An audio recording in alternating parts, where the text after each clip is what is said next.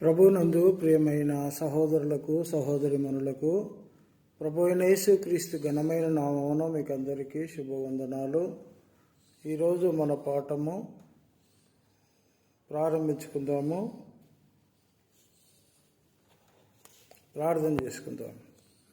ప్రేమగల తండ్రి, పరిశుద్ధుడా, సర్వోన్నతుడా, గొప్ప దేవ, మహాగణుడా, మహోన్నతుడా, మీ ఘనమైన నామమును బట్టి మీకు స్తుతి స్తోత్రములు చెల్లిస్తూ ఉన్నాము. ఈ ఉదయకాల సమయమున మీ పాద సన్నిధిని బట్టి మిమ్మల్ని ఘనపరుస్తున్నాము, స్తుతిస్తున్నాము. మీ జ్ఞానముతో, శక్తితో, ప్రేమతో, మీ కృపచేత మమ్మల్ని నింపి మీ పాత్రలో వాడుకోమని యేసుక్రీస్తు ఘనమైన నామమున ప్రార్థన చేసి వేడుకొనుచున్నాము తండ్రి. ఆమేన్. మంచిది ప్రియులారా, ఈరోజు మనం ఏమై ఉన్నామో, మన పూర్వ వైభవం ఏంటి, పూర్వం మనం ఏమై ఉన్నామో, ఇప్పుడు ఏమై ఉన్నాము అని ఒకసారి మనం పరిశీలన చేసుకుంటే, భౌతిక సంబంధంగా భారతదేశంలో మనం పుట్టినప్పటికీ మనము అన్య జనాంగమే. భారతదేశంలో పుట్టిన వారందరూ కూడా మరి అన్య జనాంగమే. కాబట్టి మన కొరకు మన తండ్రి అయిన దేవుడు అబ్రహాముకు వాగ్దానము చేశాడు. నీ సంతానం ద్వారా భూలోక వంశములన్నీ ఆశీర్వదిస్తానని అబ్రహామును పిలిచిన దేవుడు వాగ్దానం చేసి నెరవేర్చాడు. కాబట్టి మనము ఈరోజు మరి అన్య జనాంగములో నుండి రక్షింపబడి క్రైస్తవులుగా పిలువబడుతూ ఉన్నాం. క్రైస్తవుడు అంటే ఎవరు? శరీర సంబంధ, ఆత్మ సంబంధ? క్రైస్తవుడు అంటే అర్థం ఏంటి? క్రీస్తును వెంబడించేవాడు, క్రీస్తును అనుసరించేవాడు, క్రీస్తును నమ్ముతున్నవాడు, క్రీస్తు బోధల యందు జీవిస్తున్నవాడే క్రైస్తవుడు. కాబట్టి యేసుక్రీస్తు మత్తయి సువార్త 28వ అధ్యాయము 18-19 వచనములో తన శిష్యులను పిలిచి, పునరుత్థానుడైన తర్వాత తన శిష్యులను పిలిచి, మీరు వెళ్ళి సమస్త జనులను నాకు శిష్యులుగా చేయుడి, నేను మీకు ఏమి బోధించానో అది మాత్రమే బోధించండి, నమ్మి బాప్తీసం పొందినవాడు రక్షింపబడతాడు, నమ్మని వానికి శిక్ష విధించబడుతుంది అని యేసుక్రీస్తు ప్రభుల వారు మరి తన శిష్యులకు చెప్పాడు. అందుకొరకే యేసుక్రీస్తు ప్రభు అని మన నోటితో ఒప్పుకొని, మన పాపాల కొరకు ఆయన బలి అయిపోయాడని, మరి చివరి పస్కా బలిగా మన కొరకు సర్వమానవుల పాప విమోచకుడిగా ఆయన దేవుని గొర్రెపిల్లగా మరి పస్కా బలి పశువుగా వధించబడ్డాడు. ఆయన పొందిన దెబ్బల చేత మనకు స్వస్థత, ఆయన కార్చిన రక్తము చేత మనకు మరి పరిశుద్ధత కలుగుతుంది. అందుకొరకే మరి 1 యోహాను 1వ అధ్యాయం 9వ వచనములో మరి యేసుక్రీస్తు రక్తము ప్రతి పాపము నుండి మనలను పవిత్రులుగా చేయును అని వ్రాయబడి ఉన్నది. అంటే మన ఆత్మని శుద్ధీకరించడానికి, మన ఆత్మల కాపరి ఈ లోకంలో మరి చివరి పస్కా బలి పశువుగా వధించబడి, మరి నీ కొరకు, నా కొరకు, మనందరి కొరకు వధించబడిన దేవుని గొర్రెపిల్ల.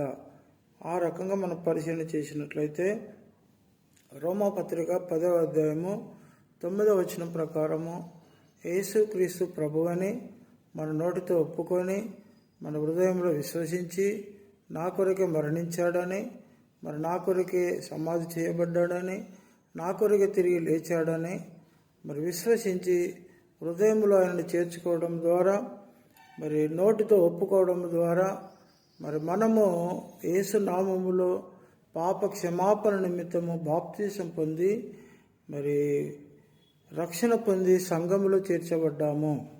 కాబట్టి సంఘములో చేర్చబడిన వారు ఎవరు? ఆత్మీయులు.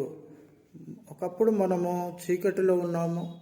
ఒకప్పుడు మనము చీకటిలో, పాపములో, అంధకారములో ఉన్నటువంటి మనలను యేసుక్రీస్తు తన రక్తం ద్వారా కడిగి పరిశుద్ధపరిచాడు. ఈ విషయాన్ని మనము అనుదినము జ్ఞాపకం చేసుకుంటూ కృతజ్ఞతాస్తుతులు చెల్లించాలి. కాబట్టి ఒకప్పుడు మనము చీకటి సంబంధులము, మరి ఈరోజు మనం వెలుగు సంబంధులం. కాబట్టి క్రైస్తవుల కొరకు ప్రవచనం. మరి ఎంతోమంది ప్రవక్తలు ప్రవచించారు. దేవుడు వాగ్దానం చేశాడు అబ్రహాం గారితోటి. ఆ అబ్రహాం గారితో చేసిన వాగ్దానంలో అన్ని జనాంగమైనటువంటి మనము యేసుక్రీస్తును నమ్ముకోవడం ద్వారా ఆత్మీయులుగా అబ్రహాము సంతానములో అబ్రహాము పిల్లలుగా మనము అంగీకరించబడ్డాము. అబ్రహాం యొక్క వాగ్దానంలో మనం పాలివారమయ్యాము. ఈరోజు మనం పొందిన రక్షణ, మనం యూదులతో సమానమైనటువంటి పౌర హక్కు దేవుడు మనకిచ్చాడు. యూదులతో సమానమైనటువంటి పౌరస్థితి దేవుడు మనకిచ్చాడు. కాబట్టి ప్రియులారా, ఒక మాట చదువుకుందాము. మనము రక్షణ పొందక మునుపు మనం ఏ మృతులమో, రక్షణ పొందక మునుపు మనం ఎవరమో, ఎక్కడున్నవారమో అని ఒకసారి పరిశీలన చేసినట్లయితే అపోస్తల కార్యము 11వ అధ్యాయము 26వ వచనం చదువుకుందాం. వారు కలిసి 1 సంవత్సరం అంతయు సంఘములో ఉండి బహుజనులకు వాక్యమును బోధించిరి. చూడండి, వారు అంటే అపోస్తలులు, సంఘము కలిసి, వారు కలిసి ఆదిమ సంఘములో వారు కలిసి 1 సంవత్సరం అంతయు సంఘములో ఉండి బహుజనులకు వాక్యమును బోధించిరి. మొట్టమొదట అంతియొకయలో శిష్యులు క్రైస్తవులు అనబడిరి. చూడండి, శిష్యులు క్రైస్తవులు అనబడిరి. మరి లోకంలో చాలామంది భక్తులు ఉన్నారు. ప్రభువాని మరి ప్రభువును సేవించే వాళ్ళు ఉన్నారు. మరి చాలామంది భక్తులు ఉన్నారు. కానీ దేవుని మాట వినని వారు, దేవుని సన్నిధికి రానివారు, దేవుని భయం లేనివారు, సరైన మారు మనసు లేనివారు, రక్షణ అనుభవం లేనివారు, వాక్యం చదవని వారు, దేవుని సన్నిధి అనుభవించని వారు, ఇంకా అనేక మంది శరీర సంబంధమైన వారిగా ఉన్నారు. కాబట్టి ఇక్కడ శిష్యుల గురించి మాట్లాడుతున్నాడు. వారు కలిసి 1 సంవత్సరం అంతయు సంఘంలో ఉండి బహుజనులకు వాక్యమును బోధించిరి. మొట్టమొదట అంతియొకయలో శిష్యులు క్రైస్తవులు అనబడిరి. శిష్యులు క్రైస్తవులయ్యారా? భక్తులు క్రైస్తవులయ్యారా?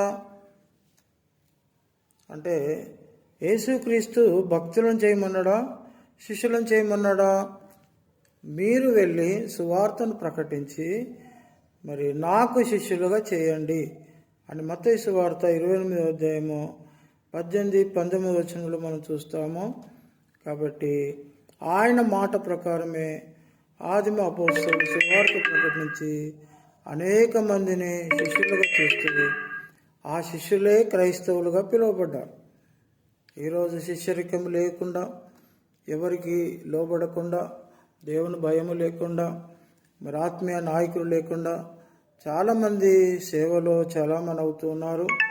కాబట్టి సరైన మారు మనసు లేక, రక్షణ అనుభవం లేక, సరైనటువంటి తర్ఫీదు లేక, ఆత్మీయ నాయకత్వం లేక అనేక మంది తమ స్వనీతిని స్థాపించడానికి అనేక సామ్రాజ్యాలు సృష్టించుకున్నారు. మరి ఒకరోజు అగ్ని చేత పరీక్షింపబడ్డప్పుడు అవి తప్పకుండా కాలిపోతాయని దేవుని యొక్క వాక్యము సెలవిస్తుంది. మరి పౌలు గారు రాస్తూ ఉన్నాడు 1 కొరింథీ 15:58 ప్రభువునందు మీ ప్రయాసము నిలిచి ఉండాలి. ప్రభువునందు మీ ప్రయాసము వ్యర్థము కాకూడదు. మీరు చేసే ప్రయత్నం అంతా కూడా లేఖనానుసారంగా ఉండాలి. క్రీస్తు యేసే ముఖ్యమైన మూలరాయి ఉండగా అపోస్తలులు ప్రవక్తలు వేసిన పునాది మీద కట్టబడితే అది శాశ్వత కాలము నిలుస్తుంది. అందుకొరకు ప్రియులారా, మీరు చేసే ప్రయత్నము, మీరు చేసే సేవా కార్యక్రమాలు ఒకరోజు నిలబడాలి. మీ క్రియలను బట్టి దేవుడు ప్రతిఫలం ఇవ్వాలి. కాబట్టి మీ క్రియలు నిలిచినవి అయితే తప్పకుండా మీకు ప్రతిఫలం ఉంటుంది. ఒకసారి మీరు చేసే పరిచర్యను, మీ ఆత్మీయ జీవితాన్ని, మీ మనసును, మీ ఆత్మీయతను ఒకసారి లేఖనానుసారంగా పరిశీలన చేసుకున్నట్లయితే మరి మీరు భక్తులుగా ఉన్నారా, శిష్యులుగా ఉన్నారా? ఒకసారి మిమ్మల్ని మీరు పరీక్షించుకున్నట్లయితే భక్తులేమో మరి వింటారు, కానీ విన్న దాని ప్రకారం చెయ్యరు. కానీ శిష్యులేమో వినడంలో వేగిరపడతారు, వింటారు, విన్న దాన్ని బట్టి చేస్తారు, వెంబడిస్తారు. కాబట్టి భక్తులుగా ఉన్నారా, శిష్యులుగా ఉన్నారా? క్రైస్తవులు అంటే భక్తుల శిష్యుల? ఈరోజు క్రైస్తవులకే అర్థం కాని పరిస్థితిలో క్రైస్తవులు ఉన్నారు. కాబట్టి సహోదరుడా, సహోదరి, నువ్వు శిష్యుడిగా ఉన్నావా, భక్తుడిగా ఉన్నావా? ఒకసారి నిన్ను నువ్వు ఆత్మ పరిశీలన చేసుకో. మంచిది. ఒకవేళ నీలో ఏదైనా బలహీనత ఉంటే సరి చేసుకోవడానికి దేవుడు ఒక అవకాశం ఇచ్చాడు. చూడండి, ప్రకటన గ్రంథము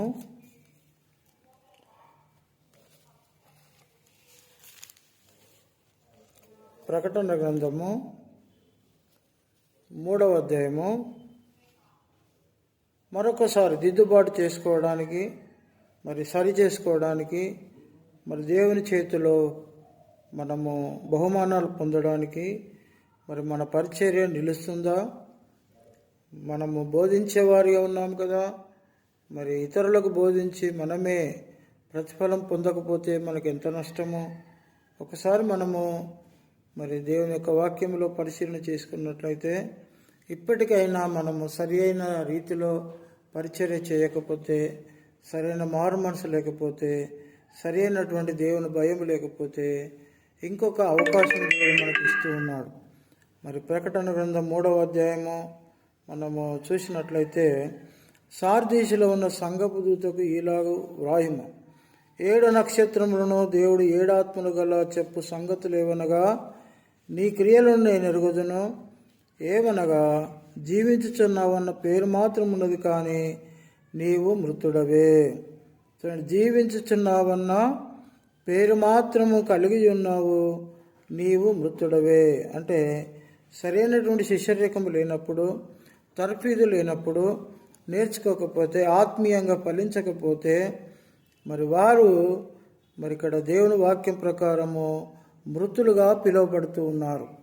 కాబట్టి ప్రియులారా, నీ క్రియలు దేవుని ఎదుట సంపూర్ణమైనవిగాను నాకు కనబడలేదు గనుక జాగరూకుడవై చావనయున్న మిగిలిన వాటిని బలపరచుము. నీవేలాగ ఉపదేశం పొందితివో, ఎలాగ వింటివో జ్ఞాపకం చేసుకొని దానిని గైకొనుచు మారు మనసు పొందుము. చూడండి ప్రియులారా, ఒకప్పుడు మారు మనసు పొందారు, రక్షణ పొందారు, బాప్తిసం పొందారు, సంఘంలో చేర్చబడ్డారు, ఫలించారు. మరి ఆత్మీయ గర్వం పెరగడం వల్ల దేవుని భయం లేకుండా, దేవుని సన్నిధికి దూరంగా ఉంటూ, సరి అయిన ప్రార్థన జీవితం లేకుండా, వాక్యానుభవం లేకుండా, మరి భౌతిక సంబంధమైన బోధలు చేస్తూ మరి సమాజాన్ని కలవరపెడుతున్నటువంటి వారు అనేక మంది ఉన్నారని, వారికి మరొకసారి మారు మనసు పొందితే నీ క్రియలు నిలిచి ఉంటాయి, నీకు ప్రతిఫలం ఉంటుందని దేవుడు మరి సార్దీసు సంఘముతో హెచ్చరిస్తూ ఉన్నాడు. అలాంటి బలహీనతలు నీలో, నాలో, మనలో ఉంటే సరిచేసుకుందాము. మరి మనము మృతులుగా పిలువబడుతూ ఉన్నాం. కాబట్టి మృతులు సజీవులు కావాలని దేవుడు పిలుస్తూ ఉన్నాడు. కాబట్టి ప్రియులారా, ఒక మాట చదువుకుందాము. ప్రకటన గ్రంథము 20వ అధ్యాయము 6వ వచనంలో మనం చూద్దాము. మరి ఈ మొదటి పునరుత్థానంలో పాలుగలవారు ధన్యులు, పరిశుద్ధులైయుందురు. ఇట్టి వారి మీద రెండవ మరణమునకు అధికారము లేదు.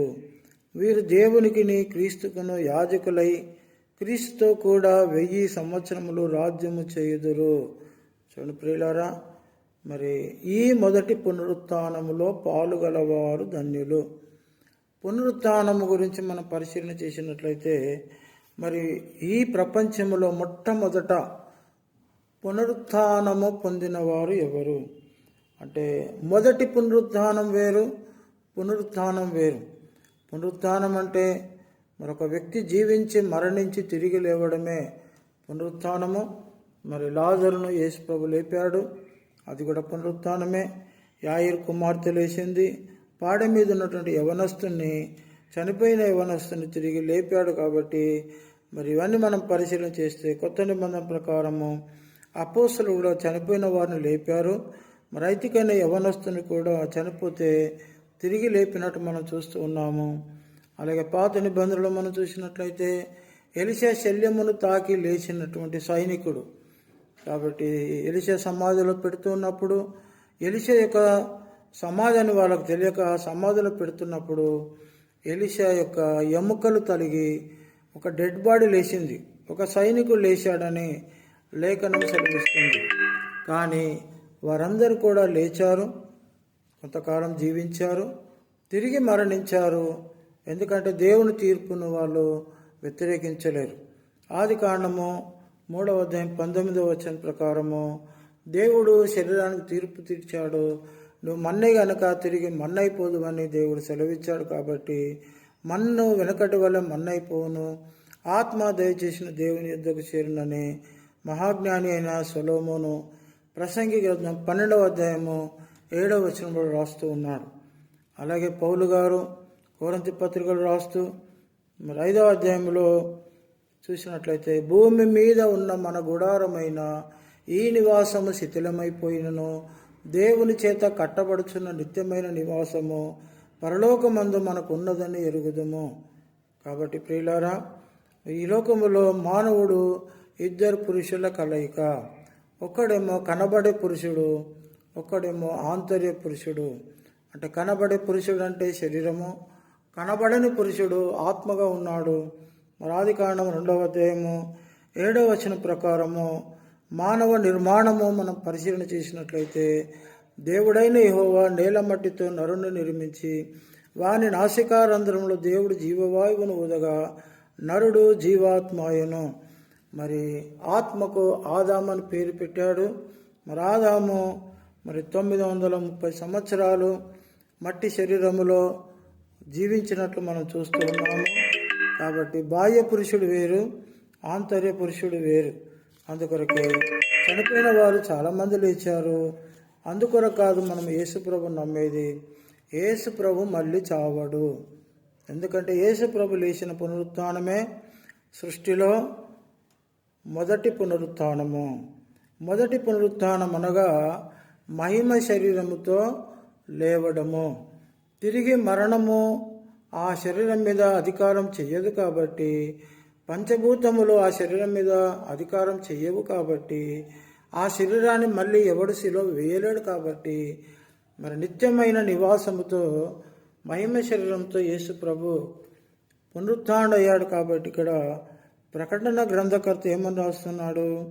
ఈ మొదటి పునరుత్థానములో పాలుగలవారు ధన్యులు. అంటే ఈ మొదటి పునరుత్థానం ఎవరు పొందారు? మహిమ శరీరంతో ఎవరు లేచారు? యేసు ప్రభు లేచాడు. మరి ఏలియా పరలోకం వెళ్ళిపోయాడు, ఆనోకు పరలోకం వెళ్ళిపోయాడని ఆల్రెడీ మీరు వింటూ ఉన్నారు, మరి చదువుతూ ఉన్నారు, మరి గ్రహిస్తూ ఉన్నారు.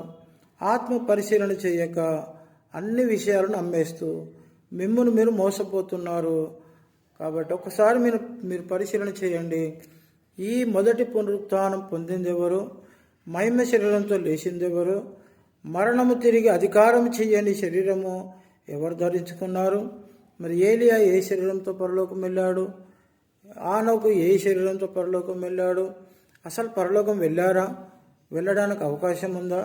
రక్తమాంసములు పరలోకము చేరగలవా? దేవుని తీర్పును కాదని మట్టిలో కలవకుండా ఈ మట్టి శరీరం పరలోకం పోవడానికి ఎంతవరకు ఈ మట్టి శరీరానికి అధికారం ఉంది? నువ్వు మన్నే కనుక తిరిగి మన్నైపోదు అని దేవుడు తీర్పు తీరిస్తే మరి అనేక మంది ఏలియా వెళ్ళిపోయాడు, ఆనోకు వెళ్ళిపోయాడు, వాళ్ళు మరలా వస్తారు అని చాలామంది బోధిస్తున్నారు. ఇది 100% అబద్ధము. కాబట్టి మీరు బైబిల్ చదవండి, దేవుణ్ణి అడగండి, ప్రార్థించేయండి, సర్వసత్యాన్ని గ్రహించండి. ఈ మొదటి పునరుత్థానం అని రాయబడ్డది. గలతీ పత్రిక 3వ అధ్యాయం 26 నుంచి 28 వరకు మనం చూసినట్లయితే, గలతీ పత్రిక 3వ అధ్యాయము 26 నుంచి మనం చూసినట్లయితే, క్రీస్తు యేసులోనికి బాప్తీసం పొందిన మీరు క్రీస్తును ధరించుకొని ఉన్నారు. క్రీస్తును ధరించుకున్న వారే క్రైస్తవులు. క్రైస్తవులు అంటేనే శిష్యులు, శిష్యులు అంటేనే మాట నెరవేర్చేవారు. అందుకొరకు ప్రియులారా, మాట నమ్మకుండా, వినకుండా, లోబడకుండా, దేవుని భయం లేకుండా ఇష్టానుసారంగా తమకు నచ్చిన పద్ధతిలో మరి సంఘ నిర్మాణ కార్యక్రమాలు చేసుకుంటూ తమకు అనుకూలమైన బోధకులను సిద్ధపరచుకొని అనేక మందిని తమ వెంట ఈడ్చుకొని పోతున్నారని పరిశుద్ధ గ్రంథం తెలియపరుస్తుంది. మరి ఏలియా మహిమ శరీరంతో లేచాడా? పరలోకం పోవాలంటే ఏ శరీరం కావాలి? ఈ లోకములో మానవుడు జీవించడానికి దేవుడు మట్టి శరీరం ఇచ్చాడు, మరి మరణానికి అప్పగించాడు. తిరిగి పునరుత్థానము ద్వారా మరి ప్రభు రాకడలో ఎత్తబడతాము. అప్పుడు మనం పరలోకానికి మహిమ శరీరంతో వెళ్తామని పౌలు గారు స్పష్టంగా రాస్తూ ఉన్నాడు. కాబట్టి ప్రియులారా, మరి ఒక మాట మనం పరిశీలన చేద్దాము. ఈ మొదటి పునరుత్థానము అనగానేమి అంటే క్రీస్తు యేసులోనికి బాప్తీసం పొందిన నీవు, నేను, మనమే, క్రీస్తు రక్తంలో కడగబడిన మనమే ఆయన మరణములో పాలివారము, ఆయన జీవములో పాలివారము, ఆయన పునరుత్థానములో పాలివారము. మరణము నుండి జీవములోనికి, చీకటిలోని వెలుగులోనికి, లోకంలో నుండి సంఘములోనికి ప్రత్యేకించబడిన వారము. ఒకప్పుడు మనం అన్య జనాంగములో నుండి మరి క్రీస్తు రక్తంలో కడగబడి యూదులతో సమానమైన వారసత్వాన్ని కలిగి అబ్రహాం పొందిన ఆశీర్వచనములో మనం కూడా పాలిభాగస్థులమై ఆ వాగ్దానానికి వారసులమై ఈరోజు సంఘములో క్రైస్తవులుగా, పరిశుద్ధులుగా, నీతిమంతులుగా పిలువబడుతూ ఉన్నాం. కాబట్టి ప్రియులారా, వారు కలిసి 1 సంవత్సరం అంతయు సంఘములో ఉండి బహుజనులకు వాక్యమును బోధించిరి. మొట్టమొదట అంత్యోకయలో శిష్యులు క్రైస్తవులు అనబడిరి. చూడండి, శిష్యులు క్రైస్తవులు అవుతారు కానీ భక్తులు క్రైస్తవులు కారు. కాబట్టి భక్తులు వేరు, శిష్యులు వేరు. కాబట్టి మీరు భక్తులుగా ఉన్నారా, మరి శిష్యులుగా ఉన్నారా? మరి ప్రకటన గ్రంథము ఒకసారి మనము చూసినట్లయితే ప్రకటన గ్రంథము 2వ అధ్యాయము చూడండి. బైబిల్ ఉన్నవారు యోహాను రాసిన ప్రకటన గ్రంథం 2వ అధ్యాయము 7వ వచనములో వ్రాయబడిన, చెవి గలవాడు ఆత్మ సంగములతో చెప్పుచున్న మాట చెవిగలవాడు చూడండి, చెవి గలవాడు ఆత్మ సంగములతో చెప్పుచున్న మాట వినుగాక. జయించు వానికి దేవుని పరదేశంలో ఉన్న జీవవృక్ష ఫలమును భుజింపనెత్తును. చెవి గలవాడు అంటే అందరికీ చెవులు ఉన్నాయి, కానీ లోబడే చెవులు కావాలి, సత్యమును అంగీకరించే చెవులు కావాలి, దేవుని ప్రేమించే చెవులు కావాలి, దేవుని వాక్యానికి లోబడి చెవులు కావాలి. కాబట్టి అందరూ దేవుని వాక్యం వినలేరు. అందుకొరకు విన్నవారి కోసము వ్రాయబడి, చెవి గలవాడు ఆత్మ సంగములతో చెప్పుచున్న మాట వినుగాక. జయించు వానికి దేవుని పరదేశంలో ఉన్న జీవవృక్ష ఫలమును భుజింపనెత్తును అంటున్నాడు. దేవుని పరదేశం అనేది ఎక్కడుంది? దేవుని పరదేశంలోకి ఎవరు వెళ్తారు? మరి దేవుని పరదేశంలోకి వెళ్ళకుండా మరి ఏలియా, ఆనోకులు పరదేశకు పోకుండా పరలోకం ఎలా వెళ్తారు? పరలోకం వెళ్ళాలంటే ఒక క్రమం ఉంది. కాబట్టి ప్రియులారా, యేసు ప్రభు సిలువలో ఒక దొంగతో అంటాడు, మారు మనసు పొందిన దొంగతో, మరి మారు మనసు పొందినట్టు పశ్చాత్తాపం పడి పాపములు ఒప్పుకున్నటువంటి వ్యక్తితో మాట్లాడతాడు. నీవు నేడు నాతో కూడా పరదేశంలో ఉండు అన్నాడు.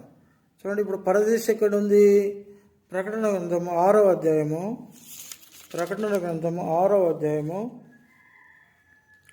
9వ వచనములో, ఆయన 5వ ముద్రను విప్పినప్పుడు దేవుని వాక్యము నిమిత్తము తాము ఇచ్చిన సాక్ష్యము నిమిత్తము వధింపబడిన వారి ఆత్మలను బలిపీఠం కింద చూచితిని. వారు, నాదా, సత్యస్వరూపి, పరిశుద్ధుడా, ఎందాక తీర్పు తీర్చకయు మా రక్తము నిమిత్తము భూనివాసులకు ప్రతిదండన చేయకయు ఉందువని బిగ్గరగా కేకలు వేసిరి. తెల్లని వస్త్రములు వారిలో ప్రతివానికి ఇయ్యబడను, మరియు వారి వలనే చంపబడవు వారి సహదాసుల యొక్కయు సహోదరుల యొక్కయు లెక్క పూర్తి అగు వరకు ఇంకా కొంచెము కాలము విశ్రమింపవలనని వారితో చెప్పబడెను. కాబట్టి యేసుక్రీస్తు ప్రభుల వారు, నీవు నేడు నాతో కూడా పరదేశంలో ఉందువు అన్నాడు. అంటే యేసుక్రీస్తు ప్రభుల వారు మరి ఆ వ్యక్తిని తీసుకొని సిలువలో నుండి ఎక్కడికి వెళ్ళాడు? పరలోకం పోలేదు. మరి యేసు ప్రభే చనిపోయి పరలోకం పోలేదు. మరి మరణమును అతిక్రమించి, ఆజ్ఞను అతిక్రమించి, మట్టిలో మట్టి కలవకుండా మరి ఏలియా ఆనోకులు పరదేశకు వెళ్ళకుండా పరలోకం ఎలా వెళ్ళారు అని మీరు అనుకుంటున్నారు? మహిమ శరీరం లేదు కదా, మరి మహిమ శరీరం లేకుండా పరలోకం వెళ్ళడానికి వీలు లేదు కదా. అటువంటిప్పుడు మరి వెళ్ళలేరనే మనం గ్రహించాలి తప్ప, వాళ్ళు వెళ్ళారు అంటే మరి ఆనోకి వెళ్ళింది మొదటి పునరుత్థానం అవుతుంది, ఏలియా వెళ్ళింది రెండవ పునరుత్థానం అవుతుంది. మరి యేసు ప్రభు మూడవ పునరుత్థానమా? అది కాదు. వాళ్ళు వెళ్ళలేరని బైబిల్ చెప్తుంటే చక్కగా ప్రకటన గ్రంథకర్త రాస్తాడు, ఈ మొదటి పునరుత్థానములో పాలుగలవారు ధన్యులు. ఎవరు ఈ పాలుగలవారు?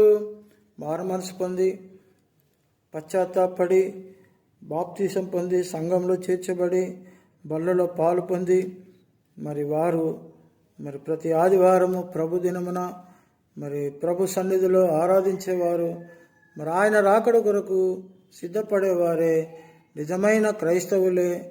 మరి వీరు అని పాలివారని పరిశుద్ధ గ్రంథం తెలియపరుస్తుంది. అందుకొరకే మరి ఈ ప్రకటన గ్రంథం 6వ అధ్యాయంలో చూసాం కదా, 9వ వచనం ప్రకారము దేవుని పరదేశు అంటే ఎక్కడుంది? దేవుని పరదేశం అని ఎక్కడుంది? ఆలోచిద్దాం. ఒకప్పుడు ఏదైనా తోటలో ఆదామవ్వలు ఉన్నారు, మరి అది ఆనందకరమైన ప్రదేశము, దేవుని సన్నిధి వాళ్ళు అనుభవించేవారు. మరి రెండవ భాగంలో మనం చూసినట్లయితే మరి సంఘము మరి దేవుని పరదేశిగా చూడండి, సంఘమే దేవుని పరదేశిగా పిలువబడుతుంది. చెవి గలవాడు ఆత్మ సంగతులు చెప్పుచున్న మాట వినుడుగాక, జయించు వానికి దేవుని పరదేశంలో ఉన్న జీవవృక్ష ఫలమును భుజింపనెత్తును. యేసుప్రభు ఏమన్నాడు? నీవు నేడు నాతో కూడా పరదేశంలో ఉండు అన్నాడు. మన పరదేశం ఎక్కడ ఉందంటే ప్రకటన గ్రంథం 6వ అధ్యాయం 9వ వచనంలో మరి పరదేశ అనగా మరి భూమి కింద పాతాళ లోకములో పైభాగములో నీతిమంతులు వెళ్ళే స్థలము, దాచబడిన స్థలము. యేసుప్రభు రెండవ రాకడ వరకు అది విశ్రాంతి స్థలముగా వారికి ఇవ్వబడి ఉన్నది, అక్కడే ఉంటారు. మరి దేవుని పరదేశం ఎక్కడుంది? దేవుని పరదేశంలో జీవం అంటే ఎవరు? జీవవృక్షం అంటే ఎవరు? జీవ ఫలాలు అంటే ఏంటి అంటే యేసు ప్రభు జీవాధిపతిగా ఉన్నాడు, జీవవృక్షముగా ఉన్నాడు. సంఘములో జీవ ఫలాలు మరి ఇస్తూ ఉన్నాడు, మనం భుజిస్తూ ఉన్నాము. అందుకొరకే సాతానుతో చెప్పాడు, మరి మనుష్యుడు రొట్టె వలన మాత్రము కాదు కానీ దేవుని నోట నుండి వచ్చే ప్రతి మాట వలన జీవించును. దేవుని నోట నుండి వచ్చే ప్రతి మాట ఎక్కడ దొరుకుతుంది మనకు? దేవుని మాటలు సంఘంలో దొరుకుతాయి. సంఘంలో ఎవరి యొద్ద దొరుకుతాయి? జీవాధిపతి అయిన యేసుక్రీస్తు యొక్క మరి మాటలే మనకు జీవాహారం. నేనే జీవాహారం అన్నాడు కదా. కాబట్టి యేసుప్రభే జీవవృక్ష ఫలము, మరి జీవవృక్ష ఆయన మాటలే మన ఆత్మకు ఆహారము. కాబట్టి ఆయన మాటలతోనే మనము ఈ లోకములైనా పరలోకములైనా ఆత్మీయంగా మనం జీవించగలము, బ్రతకగలము, మరి నరకం నుండి తప్పించబడిన వారము. కాబట్టి దేవుని పరదేశు వేరు, మరి పరదేశు వేరు. మరి ఇవన్నీ కూడా మనం పరిశీలన చేసినట్లయితే ఒకప్పుడు మనము మన పాపముల చేత అపరాధముల చేత చచ్చిన వారమై ఉన్నాము. మరి దేవుని కృప చేత క్రీస్తునందు మనను బ్రతికించి సంఘములో చేర్చి ఈరోజు మనం జీవవృక్ష ఫలాలు భుజించడానికి దేవుడు తన కృపనిచ్చాడు. ఇంత గొప్ప రక్షణ, ఇంత గొప్ప అమూల్యమైనటువంటి వాక్యము అర్థం చేసుకోలేక శరీర సంబంధంగా ఆలోచించి మరి మరణానికి దాసులైపోతున్నారు, 2 మరణాలకు దాసులైపోతున్నారు. మనమైతే మొదటి మరణములో మనం పాలివారమే కానీ రెండవ మరణములు తప్పించబడిన వారము. కాబట్టి రెండవ మరణం అంటే నరకము. కాబట్టి యుగాలు నరకంలో ఉండేదానికన్నా దేవుని సన్నిధిలో ఉండడము, మరి నరకములు తప్పించబడము మనము ఎంతో ధన్యులము. ఆత్మ విషయమై దీనులైన మనము ధన్యులము, శరీర విషయంలో దీనులైన వారు ధన్యులు ఎంత మాత్రము కారు అని మరొకసారి మారు మనసు పొంది మరి రక్షణ అనుభవంలోనికి వచ్చి పశ్చాత్తాపడి ప్రభు సన్నిధిలో మరి దేవుణ్ణి సేవించాలని ఒక మాట చదువుకుందాము. ప్రకటన 22వ అధ్యాయము 4వ వచనం. ఆయన దాసులు ఆయనను సేవించుచు ఆయన ముఖ దర్శనము చేయుచుందురు. ఆయన నామము వారి నొసల యందుండును. రాత్రి ఇక ఎన్నడూ ఉండదు. దీపకాంతి అయినను సూర్యకాంతి అయినను వారికి అక్కరలేదు. దేవుడైన ప్రభువే వారి మీద ప్రకాశించును. చూడండి, ఆయన దాసులు. ఎవరు దాసులు? మనమే ఆయన దాసులం. ఆయనను సేవిస్తున్న వారము, అనుదినము ఆయన ముఖ దర్శనం చేస్తున్న వారము, ఆయన నామము అనగా యేసు నామము మన ఆలోచనలో, మన తలంపులో, మన క్రియల్లో, మన హృదయములో మరి ఆయన నామము ధరించుకున్న వారము. మరి నొసల యందు అంటే మన ఆలోచనలో యేసు తప్ప ఇంకొక ఆలోచన లేని వారము. మహాశ్రమల నుంచి వచ్చిన వారము, రక్షింపబడిన వారము, మనమే నిజమైన క్రైస్తవులము. ఇంత గొప్ప సర్వసత్యంలో నడిపించిన దేవునికి స్తోత్రము కలుగునుగాక. మీకు అందరికీ సమాధానము కలుగునుగాక. ఆమేన్.